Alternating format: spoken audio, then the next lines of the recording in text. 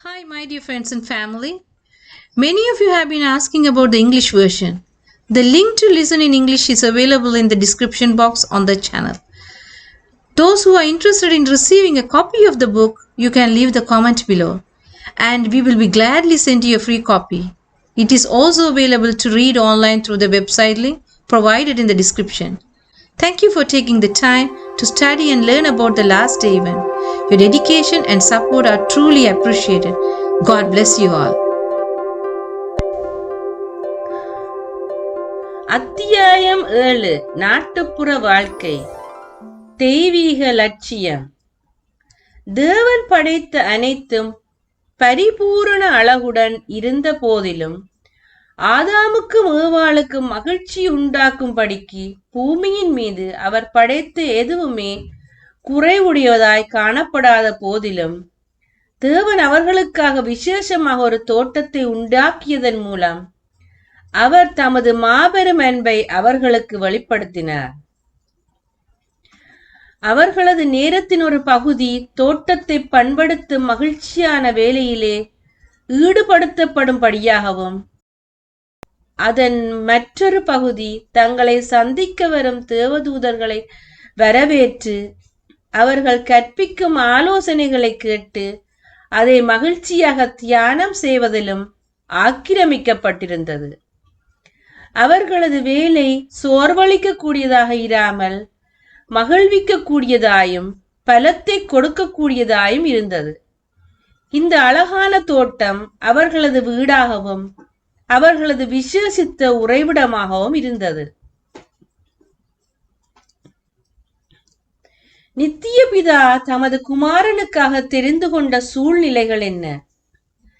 கலிலேய குண்டுகளிலே ஒரு தனிமையான இல்லம், தன்மானத்துடன் கூடிய நேர்மையான தொழிலால் தாங்கப்படுகின்ற குடும்பம், எளிமையான ஒரு வாழ்க்கை, கடும் துன்பம் மற்றும் பாடுகளுடனான அனுதின போராட்டம், தத்தியாகம், சிக்கனம் மற்றும் பொறுமையுடன் கூடிய மகிழ்ச்சி மிக்க சேவை, திறந்த வேதாகம சுருளுடன் தன்னுடைய தாயின் அருகில் அமர்ந்து கற்றுக்கொள்ள செலவழிக்கின்ற நேரம், பசுமையான பள்ளத்தாக்கில் அமைதலான அருணோதயம் அல்லது அஸ்தமனம், இயற்கையின் பரிசுத்தமான ஊழியங்கள், சிருஷ்டிப்பையும் தேவனுடைய வழிநடத்தலையும் பற்றிய பாடங்கள் மற்றும் தேவனோடு ஆத்துமாவின் ஐக்கிய உறவு, இவைகளே இயேசு கிறிஸ்துவின் ஆரம்பகால வாழ்க்கையின் சூழ்நிலைகளும் வாய்ப்புகளுமாக இருந்தன. பட்டணங்களிலிருந்து தொலைவில், எவ்வளவு துரிதமாக பட்டணங்களை விட்டு வெளியேற முடியுமோ அவ்வளவு துரிதமாக வெளியேறி எந்த இடத்தில் ஒரு தோட்டம் இருப்பதற்கு ஏதுவாகவும் உங்கள் குழந்தைகள் அங்கு மலரும் பூக்களை கவனித்து எளிமை மற்றும் சுத்தமான வாழ்க்கையின் பாடங்களை அவைகளிடமிருந்து கற்றுக்கொள்வதற்கு ஏதுவாகவும் உள்ளதோ அந்த இடத்தில் ஒரு சிறு பகுதி நிலத்தை வாங்குங்கள். இக்காலத்திலே என்னுடைய செய்தி பட்டணங்களை விட்டு வெளியேறுங்கள் என்பதாகும். மிகப்பெரிய பட்டணங்களிலிருந்து பல மைல் தூரத்துக்கு அப்பால் குடியிருப்பை அமைக்க வேண்டும் என்ற அழைப்பு நமது மக்களுக்கு வந்திருக்கிறது என்பதை நிச்சயித்துக் கொள்ளுங்கள். இன்றைக்கு இருக்கிறபடியே சான் பிரான்சிஸ்கோவை ஒரு பார்வை பார்த்தாலே பட்டணங்களை விட்டு வெளியேறுவதன் அவசியத்தை அது உங்களுக்கு காட்டி உங்கள் அறிவுத்திறன் உள்ள மனங்களில் பேசும். பட்டணங்களை விட்டு வெகு தொலைவில் தங்கள் குடியிருப்பை அமைக்க வேண்டும் என்று கர்த்தர் தமது ஜனங்களை அழைக்கிறார். ஏனெனில் நீங்கள் நினையாத அப்படிப்பட்ட ஒரு மணி வேளையில் வானத்திலிருந்து அக்கினியும் கந்தகமும் இந்த பட்டணங்கள் மீது பொழியப்படும். மக்களுடைய பாவங்களின் சரிசம விகிதத்திற்கேற்ப அளவின்படி அவர்களது தண்டனையும் இருக்கும். ஒரு பட்டணம் அழிக்கப்படும் போது நமது ஜனங்கள் அதை ஒரு சாதாரண காரியமாக எடுத்துக்கொண்டு சாதாரணமாக ஒரு சந்தர்ப்பம் தங்களுக்கு அளிக்கப்பட்டால் அளிக்கப்பட்ட அதே பட்டணங்களில் தங்களுக்காக வீடுகளை கட்டிக்கொள்ளலாம் என்று எண்ண வேண்டாம். இவைகளின் அர்த்தங்களை புரிந்து கொள்கின்ற அனைவரும் வெளிப்படுத்துதல் 11ஆம் அதிகாரத்தை படியுங்கள். ஒவ்வொரு வசனத்தையும் படித்து பட்டணங்களில் இனிமேலும் நடக்க இருக்கின்ற காரியங்களை உணர்ந்து கொள்ளுங்கள். அதே புத்தகத்தின் 18ஆம் அதிகாரத்தில் விளக்கப்பட்டுள்ள காட்சிகளையும் படியுங்கள். ஒரு சிறு பகுதி நிலத்தையும் ஒரு சௌகரியமான இல்லத்தையும் சொந்தமாக பெற்றிருக்கும் தாய் தகப்பன்மார்கள் ராஜாக்கள் மற்றும் ராணிகளாவர். தொலை தூர மையங்களில் இருந்து பட்டணங்களில் ஊழியம் செய்யப்பட வேண்டும். தேவனுடைய கற்பனைகளை கைக்கொள்கின்ற மக்களாகிய நாம் கண்டிப்பாக பட்டணங்களை விட்டு வெளியேற வேண்டும். ஏனோக்கு செய்ததைப் போல நாம் பட்டணங்களில் ஊழியம் செய்ய வேண்டும். ஆனால் அவைகளில் வசிக்க கூடாது. தொலைவான பகுதிகளில் இருந்து கொண்டு பட்டணங்களில் ஊழியம் செய்ய வேண்டும். பட்டணங்கள் எச்சரிக்கப்பட வேண்டாமா? வேண்டும். தேவனுடைய ஜனங்கள் அவைகளில் வாழ்ந்து அல்ல, மாறாக பூமியின் மீது வர இருக்கிறதை குறித்து அவர்களை எச்சரிப்பதற்கு அவைகளுக்கு விஜயம் செய்து என்று தேவனுடைய தூதன் கூறினான். பட்டணங்களை மையப்படுத்தி நமது வேலைகளை ஆரம்பிக்க கூடாது என்ற காரியத்தில் ஒரு விசேஷித்த வெளிச்சம் பல ஆண்டுகளாக எனக்கு கொடுக்கப்பட்டிருக்கிறது. இந்த பட்டணங்களை நிறையக்கூடிய கலவரங்களும் குழப்பங்களும் தொழிற்சங்கங்களினாலும் வேலை நிறுத்தங்களினாலும் கொண்டு வரப்படக்கூடிய சூழ்நிலைகளும் நமது வேலைக்கு ஒரு மாபெரும் தடங்கலாக இருக்கும் என்பதை நிரூபிக்கும். ஒரு தேசத்திலே அக்கிரமம் பெருகும் போது சோதோமிலே லோத்தின் குரல் கேட்கப்பட்டது போல போதனையும் எச்சரிப்பும் கொடுக்கின்ற ஏதாவது ஒரு சத்தம் எப்பொழுதும் கேட்கப்பட வேண்டும். ஆயினும் லோத்து தனது இல்லத்தை இந்த துன்மார்க்கமான தூய்மை கேடடைந்த பட்டணத்தில் அமைக்காது இருந்திருப்பாரானால் அநேக தீமையிலிருந்து தனது குடும்பத்தை பாதுகாத்திருக்க கூடும். லோத்துவும் அவரது குடும்பமும் சோதோமில் செய்ததை பட்டணத்திலிருந்து சற்று தொலைவில் உள்ள ஒரு இடத்திலே அவர்கள் வாழ்ந்து கொண்டு செய்து கொண்டிருந்திருக்கலாம். தற்போதைக்கு சிக்காகோ பட்டணத்தில் வேலை செய்ய வேண்டிய நிர்பந்தமும் சிலருக்கு இருக்கலாம். ஆனால் அவர்கள் நாட்டுப்புற இடங்களிலே ஊழிய மையங்களை அமைத்து கொண்டு அங்கிருந்து பட்டணங்களில் ஊழியம் செய்ய தயார் செய்ய வேண்டும். தேவனுடைய பிள்ளைகள் தங்களை ஆராய்ந்து பார்த்து எளிமையானதும் மிக செலவில்லாததுமான இடங்களை தாங்கள் வேலை செய்வதற்கேற்ற ஊழிய மையங்களாக அமைத்துக் கொள்ள வேண்டும் என்று தேவன் விரும்புகிறார். அவ்வப்போது பெரிதான இடங்கள் அதிசயிக்கும் வகையில் குறைந்த விலைக்கு அவர்களால் வாங்கிக் கொள்ள இயலும் விதத்தில் அவர்களது கவனத்திற்கு வரும். இயற்கையின் சூழலில் வளமான ஆசீர்வாதங்கள். பட்டணங்களிலிருந்து வெளியேறுங்கள் என்று நாங்கள் மறுபடியும் சொல்கிறோம். அப்படி மலைகள் மற்றும் குன்றுகள் போன்ற இடத்திற்கு செல்ல வேண்டியதை ஒரு மாபெரும் இழப்பாக கருத வேண்டாம். மாறாக தேவனோடு தனித்திருந்து அவரது சித்தத்தையும் வழியையும் கற்றுக்கொள்வதற்கு ஏதுவான ஒதுக்கிடத்தை தேடுங்கள். ஆவிக்குரிய தன்மையை தேடுவதே அவர்களது வாழ்க்கை பணியாக கொள்ள வேண்டும் என நமது ஜனங்களை நான் ஊக்குவிக்கிறேன். கிறிஸ்து வாசல் அண்டையில் நிற்கிறார். எனவேதான் நமது ஜனங்களுக்கு நான் சொல்லுகிறதாவது, பட்டணங்களை விட்டு நாட்டுப்புற பகுதிக்கு செல்லும்படியாக அழைக்கப்படும் போது அதை நீங்கள் தனிமையாக கருத வேண்டாம். மாறாக அதை புரிந்து கொண்டு செயல்படுகிறவர்களுக்கு அங்கே செழிப்பான ஆசீர்வாதங்கள் காத்திருக்கின்றன. இயற்கை காட்சிகளையும் சிருஷ்டிகரின் கிரிகைகளையும் நோக்கி பார்ப்பதினாலும் தேவனின் கை வேலைப்பாடுகளை ஆராய்ந்து பார்ப்பதினாலும் புலன்களால் எளிதில் உணரப்படாத அவரது சாயலாகவே நீங்கள் மாற்றப்படுவீர்கள்.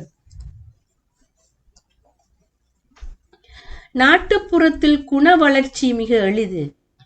தங்களது பிழைப்பு மற்றும் ஜீவனத்துக்கானவைகளை நாட்டுப்புறத்தை காட்டிலும் பட்டணங்களில் பெற்றுக்கொள்வது எளிது என்ற கற்பனை மனோபாவம் பெற்றோரிடத்தில் காணப்படுவதால் அவர்கள் தங்கள் குடும்பத்துடன் நகரத்தில் வசிப்பதற்கு சென்று விடுகின்றனர்.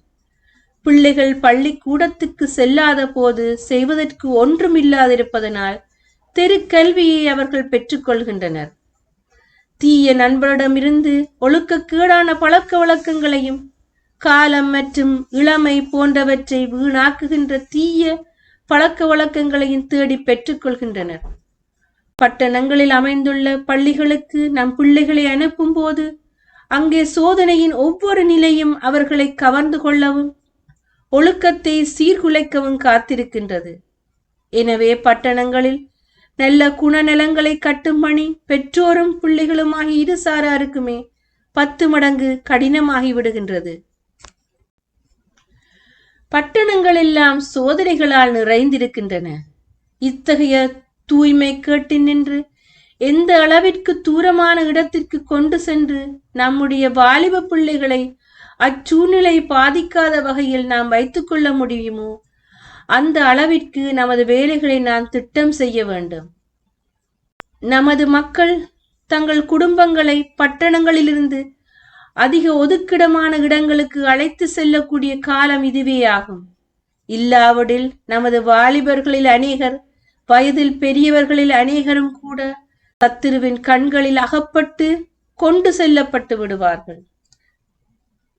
பட்டணங்களில் தங்கி வசிப்பதன் மூலம் 100 குடும்பம் கூட சரீர ரீதியாக, மன ரீதியாக அல்லது ஆவிக்குரிய ரீதியாக வளர்ச்சி அடைவதில்லை.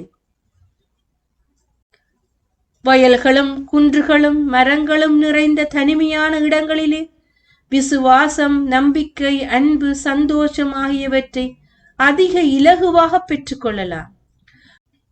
பட்டணத்தின் சத்தங்கள் மற்றும் காட்சிகளிடமிருந்து, சாலை வாகனங்களின் ஒலியிலிருந்தும் மக்கள் கூட்டத்தின் இரைச்சலிலிருந்தும் உங்கள் பிள்ளைகளை தூர எடுத்து சென்று விடுங்கள். அங்கே அவர்களுடைய மனங்கள் மிகுந்த ஆரோக்கியமுடையதாக மாறும். அப்போது தேவனுடைய வார்த்தையின் சத்தியத்தை அவர்கள் தங்களது இருதயமாகிய இல்லத்திற்கு எடுத்து செல்வது மிகவும் எளிதாக காணப்படும். நாட்டுப்புற சூழலில் சிறந்த ஆரோக்கியம். கலவரமும் குழப்பமும் தொடர்ந்து இருக்கக்கூடிய பட்டணங்களிலே தேவனுடைய ஜனங்கள் குடியிருப்பதென்பது ஆண்டவரின் சித்தமல்ல. பட்டணத்தினுடைய பரபரப்பினாலும் வேகத்தினாலும் கூச்சலினாலும் சரீர ஒழுங்கமைப்பு முழுவதும் சீர்குலைக்கப்படுவதால் அவர்களது பிள்ளைகள் அதினின்று காப்பாற்றப்பட வேண்டும்.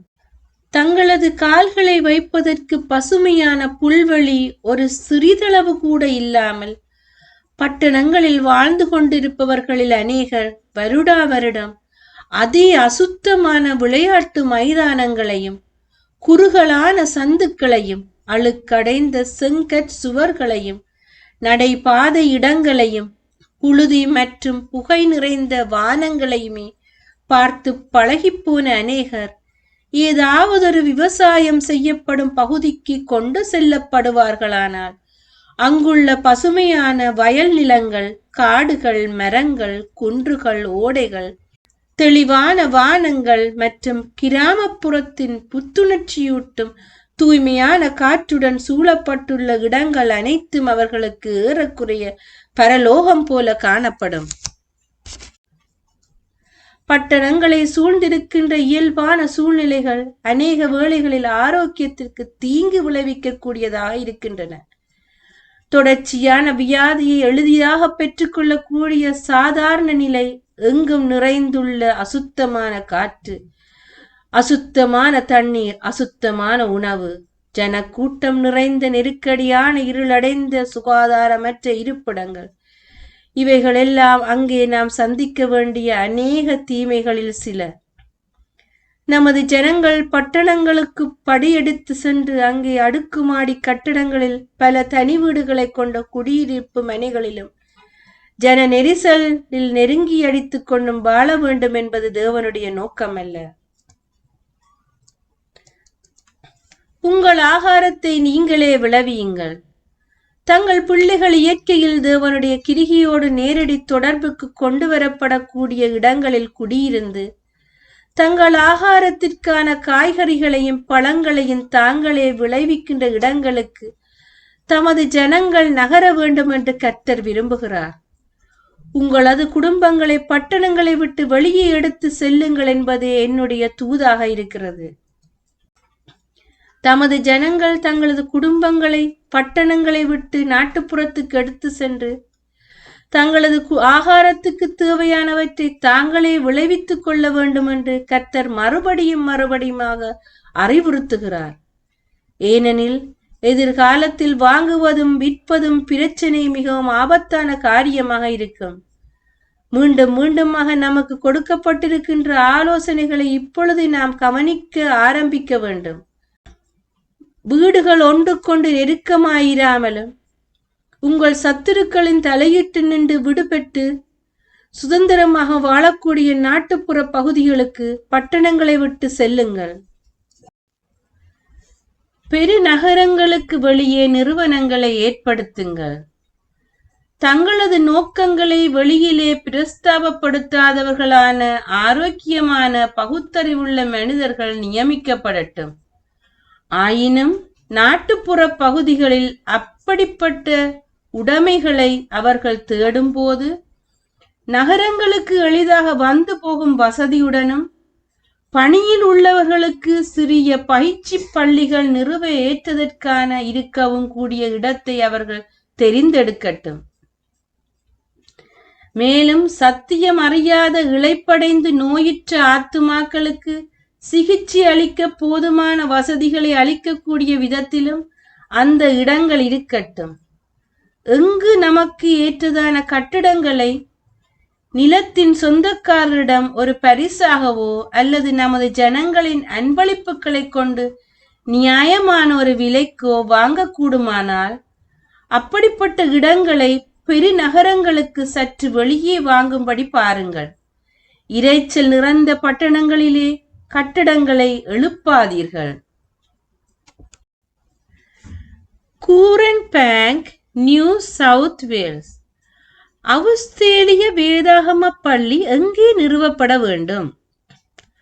பள்ளிக்கூடங்கள் பட்டணங்களிலோ அல்லது அவற்றிலிருந்து ஒரு சில மைல்கள் தள்ளியோ நிறுவப்பட்டால் விடுமுறை நாட்கள் மற்றும் அவற்றுடன் தொடர்புடைய குதிரை பந்தயம், பந்தயம் கட்டுதல், பரிசுகள் வழங்குதல் போன்ற பழக்க வழக்கங்களை மாணவர்களுக்கு அளித்திருக்கின்ற முந்தைய கல்வியின் செல்வாக்கிற்கு எதிர்த்து நிற்பது மிகவும் கடினமானதாயிருக்கும்.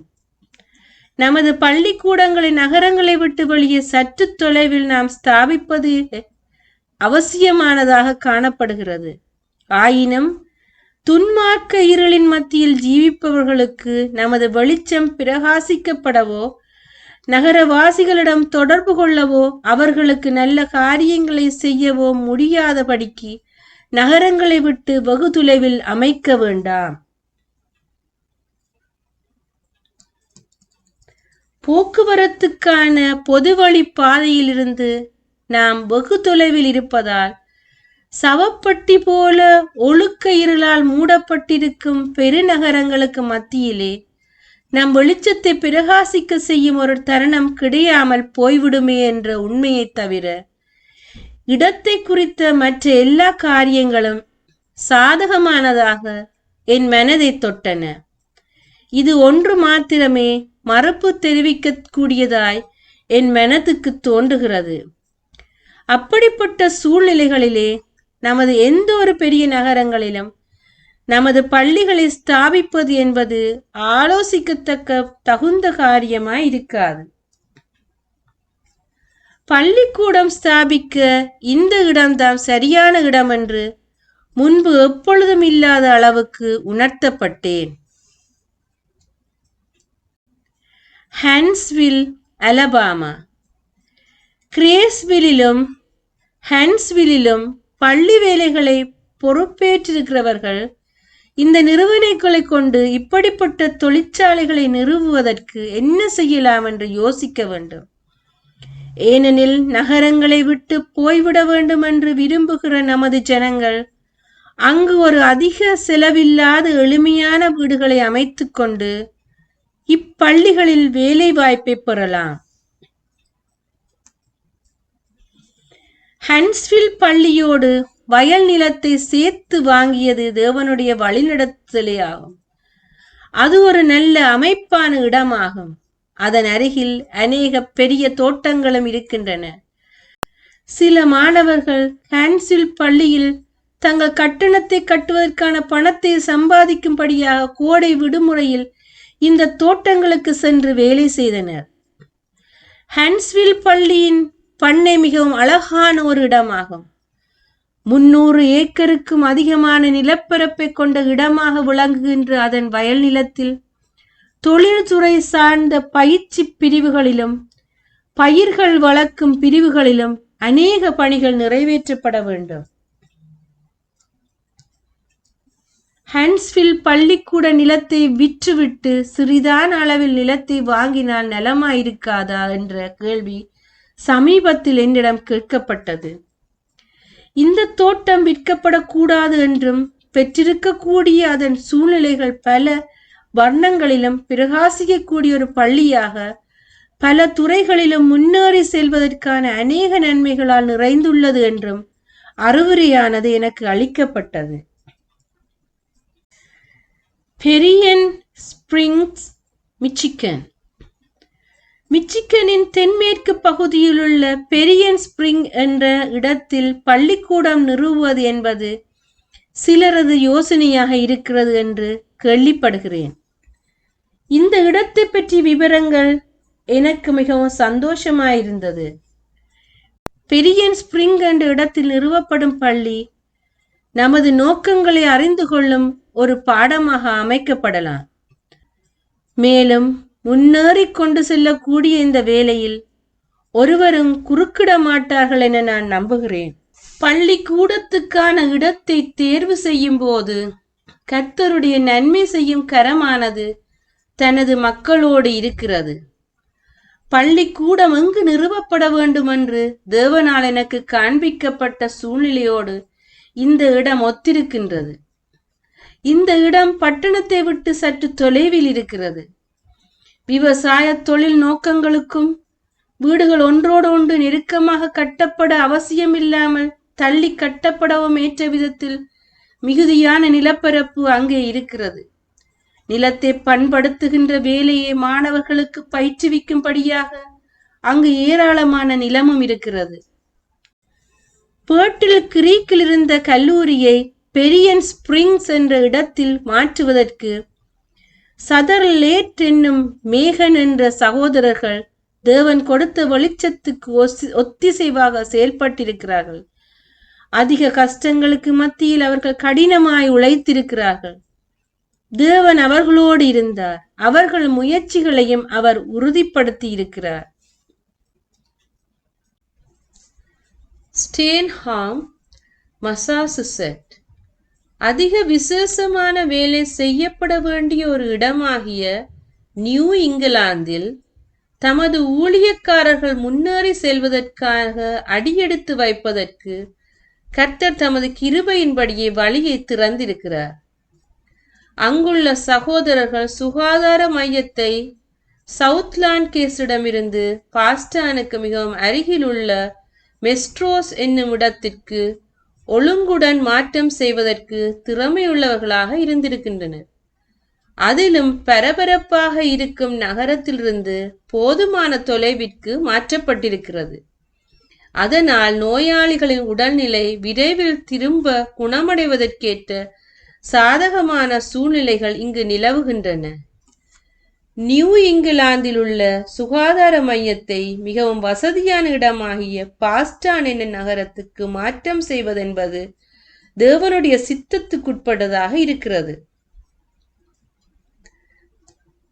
நமக்கு முன்பாக வழியை ஆயத்தப்படுத்துவதற்கு கர்த்தர் தம்முடைய கரத்தை செயல்படுத்தும் பொழுது நம்மில் எவரும் பின்னாக தயங்கி நின்று கொண்டு அவ்வழியில் முன்னேறி செல்வதற்கான ஞானத்தை குறித்து ஆண்டவரை கேள்வி கேட்பதையும் அல்லது கீழ்ப்படிய பிரயாசப்படுகிறவர்களுக்கு உதவியையும் உற்சாகத்தையும் தர மறுப்பதையும் தேவன் அனுமதிப்பதில்லை.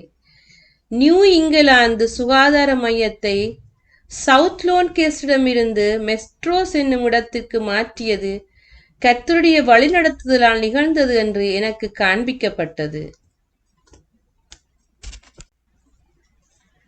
தக்கோமா பார்க், வாஷிங்டன் டிசி. நமது பள்ளிக்கும் சுகாதார மையத்துக்குமாக தெரிந்தெடுத்திருக்கின்ற இடம் அனைவரும் விரும்பப்படக்கூடியதாக இருக்கிறது. கர்த்தரால் எனக்கு காண்பிக்கப்பட்ட இடத்தைப் போலவே அது இருக்கிறது. எதற்காக பயன்படுத்தப்பட வேண்டுமோ அந்த நோக்கத்துக்காகவே பயன்படுத்த ஏற்ற விதத்தில் மிக பொருத்தமான இடமாக அது இருக்கிறது. அந்த இடத்துக்கு மேலே ஒரு பள்ளியும் சுகாதார மையமாகிய இரு ஸ்தாபனங்களும் நெருக்கடியின்றி கட்டப்படுவதற்கு ஏற்ற போதுமான இடம் அங்கே இருக்கிறது. அங்கே சுற்றுச்சூழல் சுத்தமாகவும் தண்ணீர் சுத்தமாகவும் இருக்கிறது. வடக்கிலிருந்து தெற்கிற்கும் நமது இடத்தின் வழியாக மிக அழகான ஓடை ஒன்றை ஓடுகிறது. இந்த ஓடை மதிப்புமிக்க பொன் அல்லது வெள்ளியை காட்டிலும் மிக ஒரு பொக்கிஷமாக விளங்குகிறது. கட்டடம் கட்டும் இடங்களும் நல்ல உயரமான இடத்தில் மிக சிறந்த கழிவு போக்கு வசதியுடன் அமைந்திருக்கின்றன. ஒரு நாள் நாங்கள் தக்கோமா பார்க்கில் உள்ள பல்வேறு பகுதிகள் வழியாக நீண்ட பிரயாணம் மேற்கொண்டோம். அங்குள்ள அநேக நகர பகுதிகள் ஒரு இயற்கையான காடுகளாக இருக்கின்றன. அங்குள்ள வீடுகள் ஒன்றுக்கொண்டு நெருக்கமாகவோ சிறிதாகவோ இல்லை, ஆனால் பெரிதாகவும் இடவசதியுடன் பெரிய அறைகளை உடையதாகவும் இருக்கின்றன. அவைகள் பைன், ஓக், மேப்பிள் போன்ற சிக்கனமாக இரண்டாம் சிறப்பு இன மரங்களாலும் மற்றும் வேறு சில அழகிய மரங்களாலும் சூழப்பட்டிருந்தன. அந்த வீடுகளின் உரிமையாளர்களில் அநேகர் வியாபாரிகளாக இருக்கின்றனர். அவர்களில் அநேகர் வாஷிங்டனில் உள்ள அரசு அலுவலகங்களில் குமாஸ்தாக்களாக பணிபுரிகின்றனர். அவர்கள் தினமும் நகரத்துக்கு சென்று வேலை செய்துவிட்டு மாலையில் தங்களது அமைதலான வீடுகளுக்கு திரும்புகின்றனர். அஞ்சலகத்துக்கு மிக அருகிலே அச்சகத்துக்கு ஏற்ற ஒரு நல்ல இடம் தெரிந்தெடுக்கப்பட்டது. அத்தோடு சபை கூடுவதற்கான ஒரு இடமும் தெரிந்தெடுக்கப்பட்டது. தக்கோமா பார்க் விசேஷமாக நமக்காகவே ஆயத்தம் பண்ணப்பட்டிருப்பது போலவும் நமது ஸ்தாபனங்களாலும் அவைகளின் ஊழியர்களாலும் ஆட்கொள்ளப்படும்படியாக அது காத்து கொண்டிருப்பது போலவும் தோன்றுகிறது. கர்த்தர் எனக்கு இந்த காரியத்தை குறித்து தீர்மானமாய் வெளிப்படுத்தி காண்பித்திருக்கிறார். பேர்ட்டில் கிரீக்கில் செய்யப்பட்டு கொண்டிருக்கின்ற புத்தக வெளியீட்டு பணி தற்போது வாஷிங்டனுக்கு அருகில் கொண்டு செல்லப்பட வேண்டும். சிறிது காலம் கழித்து வாஷிங்டனில் இருந்து வெளியேறு என்று வேறு இடத்துக்கு போ என்று கர்த்தர் கூறினால் நான் போகத்தான் வேண்டும். மேட்டிசன், டென்னிசி. தென்புறத்திலே அவர்கள் செய்ய இருக்கின்ற வேலையை குறித்து பேசிக் கொண்டிருக்கும் போது நாஷ்வில் என்னும் இடத்தில் நீண்ட தொலைவில் ஒரு பள்ளிக்கூடம் நிறுவ வேண்டும் என்று அவர்கள் சொன்னதை குறித்து நான் ஆச்சரியப்பட்டேன். எனக்கு கொடுக்கப்பட்டிருக்கின்ற வெளிச்சத்தின்படி இதை செய்வது சரியான காரியமல்ல என்பதை நான் அறிந்திருந்தேன். அதை அவர்களுக்கு நான் தெரியப்படுத்தினேன். இந்த இரு சகோதரர்கள் E.A. சாட்லன், P.T. மோகன் பெரியன் ஸ்பிரிங் என்ற இடத்திலே பெற்றிருந்த அனுபவத்தினாலே பணிபுரிந்தது போல நாஷ்வில் என்னும் இடத்தில் எளிதில் அடையக்கூடிய விதத்தில் வேலை செய்யப்பட வேண்டும். ஏனெனில் செய்யப்பட வேண்டிய விதத்தில் நாஷ்விலில் இன்னும் பணி செய்யப்படவில்லை. நாஷ்விலிற்கு போதுமான அளவு அருகிலிருந்து அங்கிருக்கக்கூடிய பணியாளர்களுக்கு ஆலோசனை வழங்கக்கூடுமானால் அது பள்ளிகளில் உள்ள பணியாளர்களுக்கு ஒரு மாபெரும் ஆசீர்வாதமாக இருக்கும். பள்ளிக்கான ஒரு இடத்தை தேடிக்கொண்டிருக்கும் போது நாஷ்விலிருந்து 9 மைல் தொலைவில் 400 ஏக்கர் பரப்புள்ள ஒரு பண்ணையை இந்த சகோதரர்கள் கண்டுபிடித்தார்கள். அந்நிலத்தின் பரப்பளவு, அதன் அமைப்பு, நாஷ்விலிருந்து அது அமைந்துள்ள தூரம், நிலத்தை வாங்குவதற்கு ஏற்ற சரியான விலை, இவை அனைத்துமே பள்ளிக்கூடத்துக்கு ஏற்ற சரியான இடம் போன்று இருப்பதை குறிப்பாக சுட்டிக்காட்டுவது போல தோன்றியது. எனவே இந்த இடத்தை வாங்கும்படியாக நாங்கள் ஆலோசனை அளித்தோம். இந்த இடம் அனைத்துமே முற்றிலுமாக தேவைப்படும் என்பதை நான் நன்கு அறிந்திருந்தேன். Mountain View, California. பசிபிக் அச்சகம் ஒக்லேண்டிலிருந்து மாற்றம் செய்யப்பட வேண்டும் என்ற ஆலோசனையும் அளிக்கப்பட்டது. வருடங்கள் செல்ல செல்ல அந்த நகரம் வளர்ந்தது. இந்த அச்சகத்தில் பணிபுரிபவர்களுக்கு வீடுகளை அமைத்துக் கொடுக்கும் வண்ணம் இப்போது இந்த அச்சகத்தை இதைவிட இன்னும் ஒதுக்குப்புறமான பகுதியில் நிறுவுவதென்பது அவசியமாக இருக்கிறது. நம்முடைய பிரசுர அலுவலகங்களுடன் தொடர்பு கொண்டுள்ளவர்கள் நெரிசலான நகரங்களில் குடியிருக்கும்படி கட்டாயப்படுத்தப்படக்கூடாது. நகரங்களுக்கு புறம்பாக அதிகப்படியான வாடகை இல்லாத வீடுகளில் குடியிருக்க அவர்களுக்கு வாய்ப்பு தரப்பட வேண்டும்.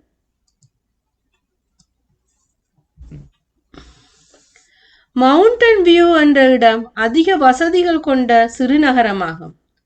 இது அழகான பழத்தோட்டங்களால் சூழப்பட்டிருக்கிறது.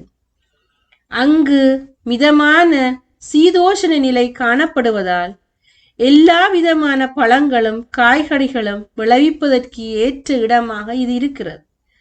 இந்த சிறுநகரம் மிக பெரியதல்ல என்றாலும் இங்கு மின் விளக்குகள், தபால் வசதிகள் மற்றும் பெருநகரங்களில் மாத்திரம் கிடைக்கக்கூடிய இன்னும் பல வசதிகள் இருக்கின்றன. நமது பிரசுரக அலுவலகம் ஒக்லேண்டிலிருந்து ஏர்மென்டன் வியூவுக்கு இடம் மாற்றப்பட வேண்டும் என்று சிலர் வியப்படைந்திருக்கின்றனர். பட்டணங்களை விட்டு வெளியேறும்படி தேவன் தமது ஜனங்களை அழைத்துக் கொண்டிருக்கிறார். நம்முடைய ஸ்தாபனங்களுடன் இணைக்கப்பட்டிருக்கும் வாலிபர்கள் பெரும் நகரங்களில் காணப்படக்கூடிய சோதனைகளுக்கும் ஒழுக்க கேடுகளுமான இடர்களுக்கும் உள்ளாக்கப்பட்டிருக்க கூடாது.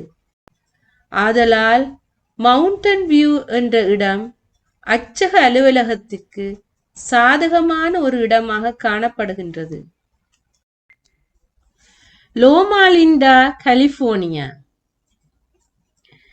சென்டியுகோ என்னும் இடத்திலிருந்து 7 மைல் தொலைவில் உள்ள பாரடைஸ் வேலியிலே ஒரு நல்ல சுகாதார மையம் இருப்பதற்காகவும், லாஸ் ஏஞ்சல் என்னும் இடத்திலிருந்து 8 மைல் தொலைவில் உள்ள கிளென்டைலில் அமைந்துள்ள சுகாதார மையத்துக்காகவும் கர்த்தரை துதிக்கின்றோம்.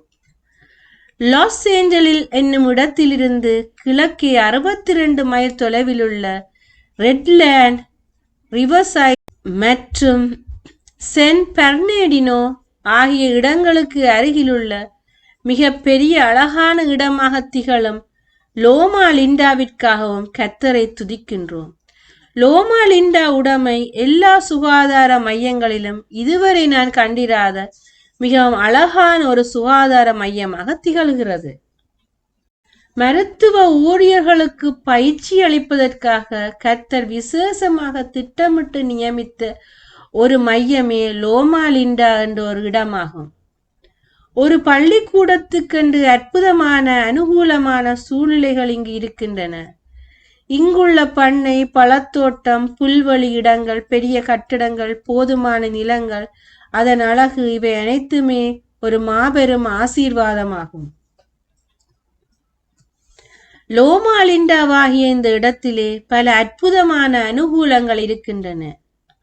உண்மையான மருத்துவ ஊழியர்களாக மாறுவதற்கு இங்கிருக்கின்ற வசதிகளை இங்கே தங்கியிருப்பவர்கள் உண்மையுடன் தங்களுக்காக பயன்படுத்தி கொண்டால் தங்களை சுற்றிலும் இருக்கிறவர்களுக்கு தங்களது வெளிச்சத்தை பிரகாசிக்க செய்கிறவர்களாயிருப்பார்கள். தேவன் தனது ஞானத்தை நமக்கு தந்தருளும்படி நாம் அனுதினம் அவரை தேட வேண்டும். இங்கு ஒரு பள்ளிக்கூடத்துக்கு, ஒரு சுகாதார மையத்துக்கு மிகவும் சீரான சூழ்நிலைகள் நமக்கு இருக்கின்றன. மேலும் இங்கே மாணவர்களுக்கு நன்மைகளும் நோயாளிகளுக்கு அதிக நன்மைகளுமே இருக்கின்றன. தீர்க்கதரிசிகளுக்கான ஆதிகாலத்து பள்ளிகளைப் போன்ற அதே கொள்கையுடன் நடத்தப்பட்ட ஒரு பள்ளிக்கூடம் நமக்கு இருக்க வேண்டும் என்று நான் அறிவுறுத்தப்பட்டேன். மருத்துவர்கள் தங்களது கல்வியை இங்கே பெற்றுக்கொள்ள வேண்டும். ஆங்க்வின், கலிபோர்னியா. இந்த உடைமையை நான் பார்த்த பொழுது அநேக விதங்களில் அது மேலானதாக இருக்க வேண்டும் என்று கூறுகிறேன். இதை காட்டிலும் ஒரு நல்ல இடத்தில் பள்ளிக்கூடம் நிறுவப்பட முடியாது. இந்த இடம் செயின்ட் ஹெலினாவிலிருந்து 8 மைல் தொலைவில் அமைந்திருப்பதால் நகரத்தின் சோதனைகளிலிருந்து விலகி தனித்து காணப்படுகிறது. இந்த நேரத்தில் மாணவர்களுக்காக அநேக சிறிய எளிய குடிசைகள் கட்டப்பட்டிருக்க வேண்டும். திறமையுள்ள ஆசிரியர்களது அறிவுரையின் கீழாக மாணவர்கள் தாங்களாகவே குடிசைகளை ஏற்படுத்திக் கொள்ளலாம். அவர்கள் குடிசைகளை கட்ட உதவும் மரங்களை இந்நிலத்திலிருந்தே எடுத்துக்கொள்ளலாம். ஆதாயமான ஒரு விதத்தில் எப்படி கட்ட வேண்டும் என்று மாணவர்களுக்கு கற்றுத்தரப்படலாம். சுத்தமில்லாத நீரை குடிக்கின்றோம் என்ற பயம் நமக்கு வேண்டாம். கர்த்தருடைய பொக்கிஷ சாலையிலிருந்து இலவசமாக தண்ணீர் நமக்கு கொடுக்கப்படுவதால் இந்த பல நன்மைகளுக்காக நாம் எந்த அளவு நன்றியுள்ளவர்களாக இருக்க வேண்டும் என்று எனக்கு தெரியவில்லை. நமக்கு என்னென்ன தேவை என்பதை கர்த்தர் அறிந்திருக்கிறார் என்பதையும் அதனால் தான் இங்கே நம்மை கொண்டு வந்திருக்கிறார் என்பதையும் நாம் உணர்கிறோம். நாம் இங்கே இருக்க வேண்டும் என்று தேவன் விரும்பினபடியால் இங்கே நம்மை வைத்திருக்கிறார். இந்த இடங்களுக்கு நான் வந்தபோது நிச்சயமாக இதை குறித்து நன்கு உணர்ந்தேன். இந்த இடங்களின் வழியாக நடந்து நீங்கள் கடந்து செல்லும் போது இந்த இடத்தை கர்த்தர் நமக்காக நியமித்து வைத்திருக்கிறார் என்கின்ற அதே முடிவுக்கு நீங்களும் வருவீர்கள் என நான் நம்புகிறேன்.